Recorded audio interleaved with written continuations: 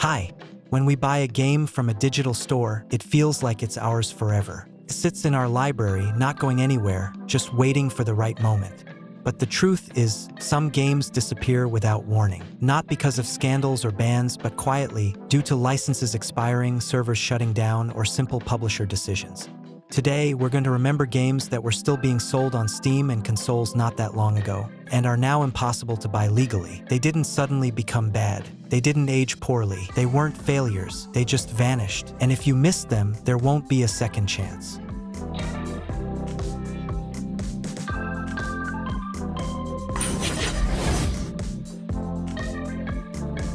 Fable 3 is a fairy tale action RPG about a revolution in Albion. You start as a prince or princess, become the leader of an uprising, overthrow the throne, and then the game suddenly changes gears and puts you in charge of ruling the kingdom. The core idea is consequences, taxes, laws, and moral compromises made in preparation for a looming threat. Players praised the British humor, the atmosphere, and the feeling of rising from an ordinary hero to a ruler. At the same time, many criticized the simplified RPG systems and controversial mechanics, like its unconventional menu design. The game was removed from PC storefronts because of its reliance on games for Windows Live. After the marketplace shut down, releasing new keys and properly supporting sales on Steam became impossible. As a result, only physical copies and reseller keys remain.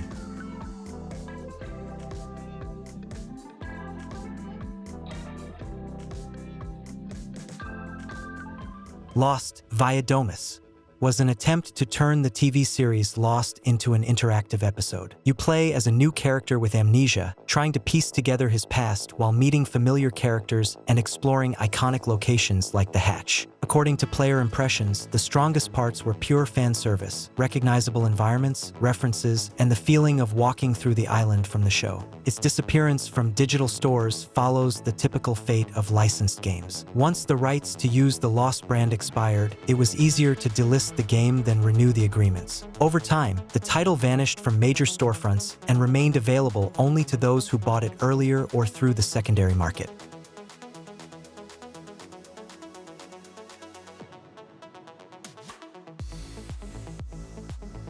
Peter Jackson's King Kong is a rare case where a movie tie-in game is remembered not for the license, but for its direction. Players still talk about the dense atmosphere of Skull Island, the minimal HUD, and the tense survival sequences. The screen barely distracts you, and danger is conveyed through sound, visual cues, and the characters panic rather than icons and markers. What players especially remember is the shift in perspective, moving from a fragile human to playing as Kong himself, turning the game into a destructive action experience without losing its cinematic feel. The removal from digital stores is tied directly to the movie license. Once the rights expired, digital versions were pulled, and the game became a disc relic. Today, it's mostly discussed as a retro hunt, physical copies, rare legal access, but no way to buy it on modern digital storefronts.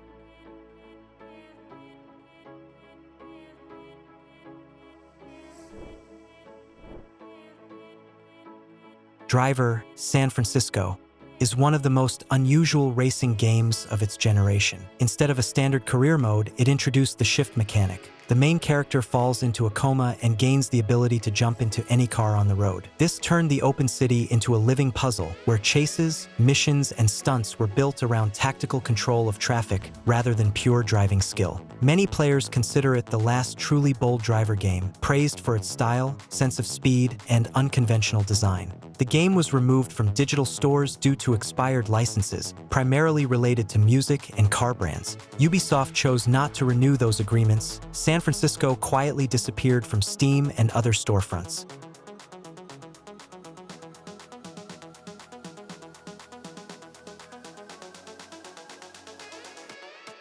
Spec Ops: The Line started as a fairly standard military shooter, but quickly subverted expectations. The game deliberately used familiar genre mechanics to deliver a moral, focusing on guilt, responsibility, and the consequences of violence. Players most often highlight the story and atmosphere, a sand-buried Dubai and scenes that stay with you long after the credits roll. It's one of those rare shooters people discuss not for the gunplay, but for what it tries to say. In 2024, the game was unexpectedly removed from digital stores. There was no no detailed official explanation, but the most likely reason is licensing issues related to music and usage rights that the publisher chose not to renew.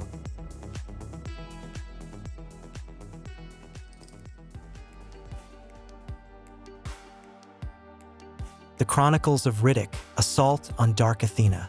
This was an expanded re-release of Escape from Butcher Bay, featuring a new campaign, multiplayer, and improved visuals.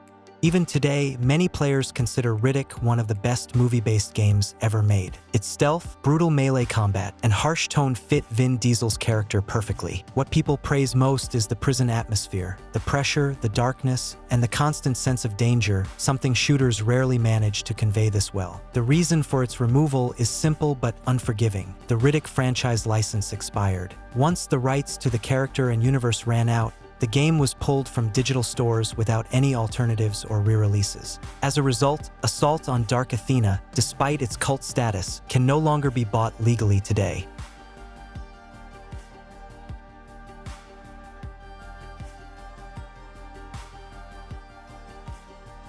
Deadpool, the game, is less of an action game and more of an interactive stand-up routine with guns. It's built entirely around breaking the fourth wall. The character constantly comments on missions, the budget, the developers, and the player. The gameplay itself was fairly simple and sometimes repetitive, but most players were willing to overlook that thanks to the writing, humor, and how perfectly it captured Deadpool's personality. For Marvel fans, it felt like a long, absurd special episode. Deadpool was removed from digital stores due to the expiration of Activision's Marvel license. After the rights ran out, the game was pulled from sale, briefly brought back to coincide with the movie release, and then delisted again for good. Today, Deadpool exists only for those who bought it earlier or in the form of physical copies.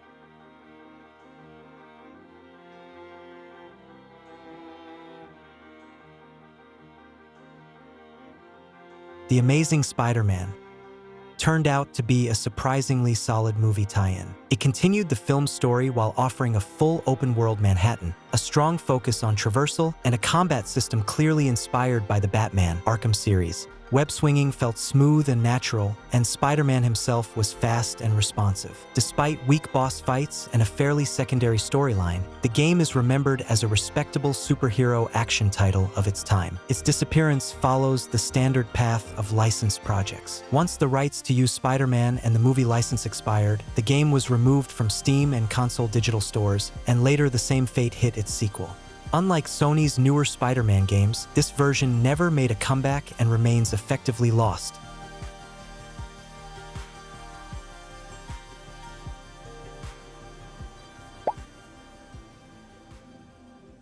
Blur is a rare example of an arcade racer that tried to combine realistic cars with Mario Kart-style power-ups. Races turned into pure chaos, boosts, shields, electric shocks, and constant overtakes right up to the finish line. Players remember it as incredibly adrenaline-fueled and fair, where reactions and timing mattered more than progression systems. Local and online multiplayer were especially praised. That's where Blur truly shined. Blur disappeared from digital stores due to a mix of licensing issues and publisher problems. Music tracks and car brands required renewed agreements, and after the game failed commercially, the publisher saw no reason to invest in keeping it on sale. As a result, Blur was quietly removed from Steam and consoles and eventually became a cult lost racer that many feel deserves a remaster.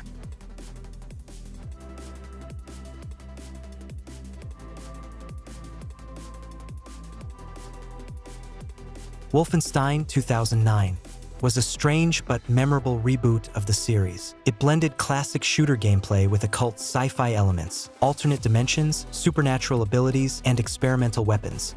Players often recall the atmosphere, dark cities, secret laboratories, and the feeling that this was a transitional step between old-school Wolfenstein and what the series would later become under Machine Games. Despite uneven balance and outdated level design, the game is still appreciated for its bold ideas and tone. Its disappearance wasn't caused by brand licensing, but by legal and publishing issues. After the original publisher went through bankruptcy and restructuring, the rights ended up in limbo, and the new owners of the franchise chose to simply remove the game from digital stores rather than support it. As a result, Wolfenstein 2009 was effectively erased from the official history of the series.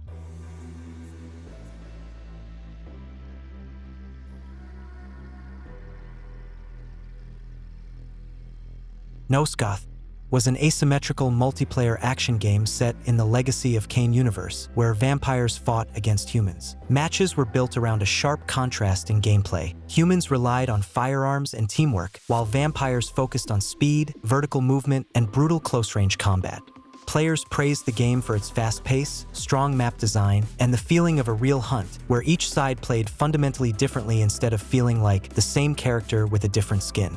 However, Nosgoth was a fully online-dependent project. Once the servers were shut down, the game became completely unplayable and was soon removed from digital stores as well. The lack of any offline mode turned Nosgoth into a clear example of how a game can disappear entirely, not just from sale, but from access altogether.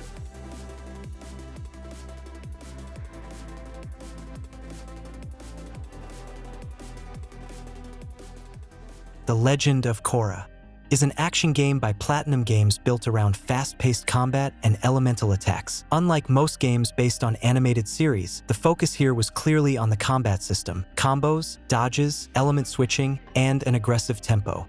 The game felt like a cut-down but honest character action title, which appealed especially to fans of the studio, despite its short length and limited budget. The game's removal is directly tied to the expiration of Nickelodeon's license for the Avatar universe. Once the agreement ended, the game was quietly pulled from digital stores and never received a re-release. Today, The Legend of Korra stands as a typical example of a licensed game that vanished despite a well-known brand and a respected developer.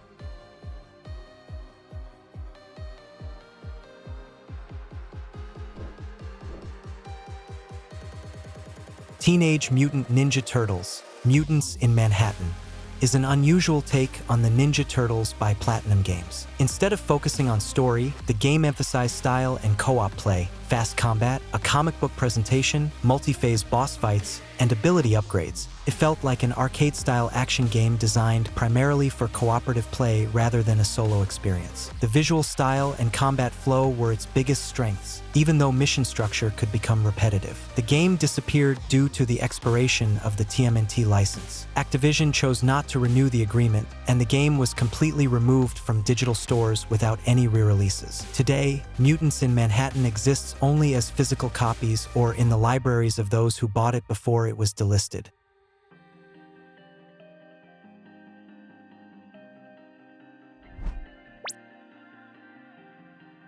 Need for Speed Carbon.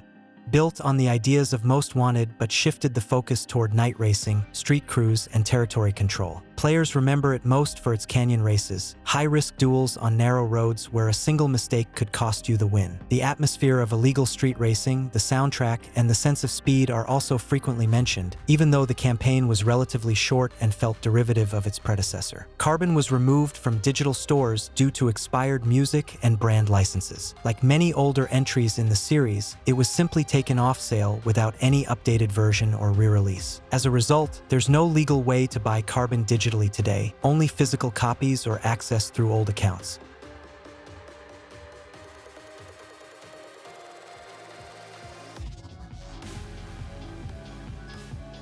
The Walking Dead: Survival Instinct was an attempt to portray The Walking Dead as a survival experience rather than a straight action game. The focus was on limited resources, stealth, and avoiding direct encounters with large groups of zombies. Some players appreciated the core idea. Zombies are dangerous not individually, but because of their numbers and endurance, making open combat almost always a bad choice. The show's atmosphere and familiar characters helped with immersion, especially for fans of the series. However, technical issues, outdated visuals, and weak mechanical execution led to very mixed reception. After the license to use the Walking Dead brand expired, the game was removed from digital stores and quickly faded from view.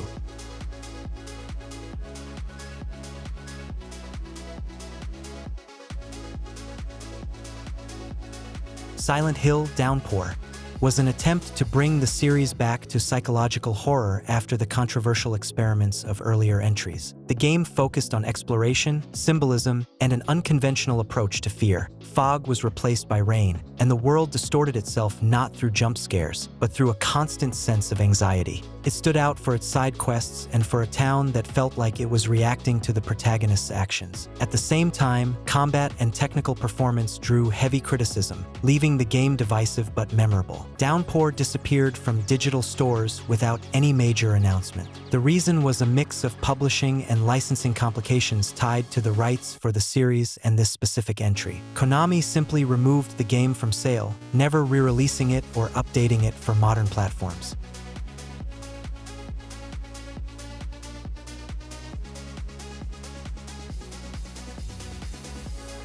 The Lord of the Rings: War in the North is a cooperative action RPG set in the Lord of the Rings universe, running parallel to the events of the books and films. The game emphasized co-op play, 3 distinct heroes, different combat roles, character progression, loot, and fairly punishing battles. Players often praised the atmosphere of Middle-earth, the enemy design, and the feeling of a dirty war, in contrast to the more heroic tone of the movies. The game truly shined when played cooperatively. Its removal is a classic case of a license expiring. Once the rights to use the Lord of the Rings brand ran out, the game was pulled from digital storefronts and never received a re-release.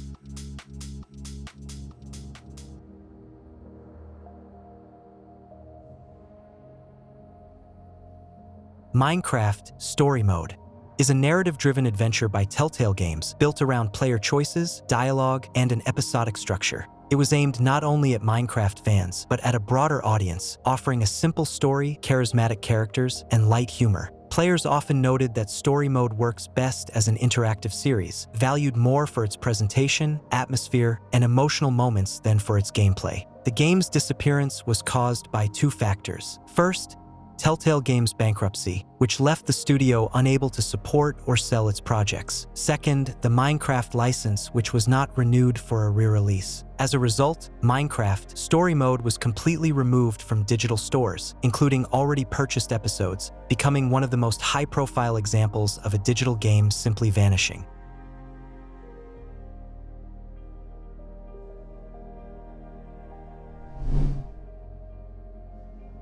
Evolve was one of the most ambitious multiplayer concepts of its time. The 4 hunters versus 1 monster formula felt fresh and tense. One side relied on teamwork and class roles, while the other focused on evolution and map control. The game was often praised for the feeling of the hunt, monster design, and intense matches where the outcome could be decided in the final moments. It shined brightest in coordinated teams where everyone understood their role. But Evolve became trapped by its live service model. An aggressive DLC strategy, balance issues, and a rapidly shrinking player base killed long-term interest. After the servers were shut down, the game became effectively unplayable and was then fully removed from digital stores. It's a rare case where not only the sale disappeared, but the ability to play at all, turning Evolve into a digital ghost.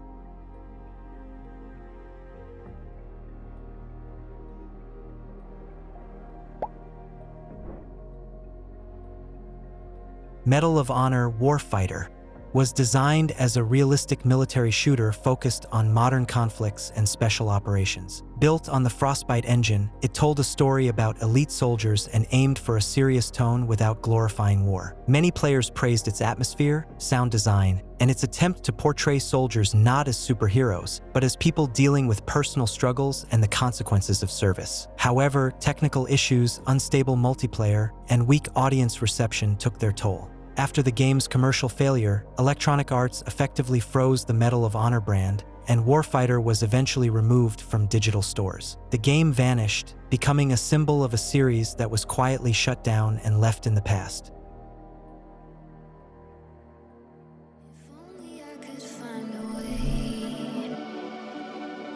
All of these games have one thing in common. They prove that a digital purchase is not a guarantee of preservation. Even major projects, well-known brands, and successful releases can disappear from stores at any moment, leaving behind nothing but memories. If you enjoyed this topic, leave a like and I'll definitely make a follow-up. There are many more games like these. The Image Game channel was with you. Have a nice day.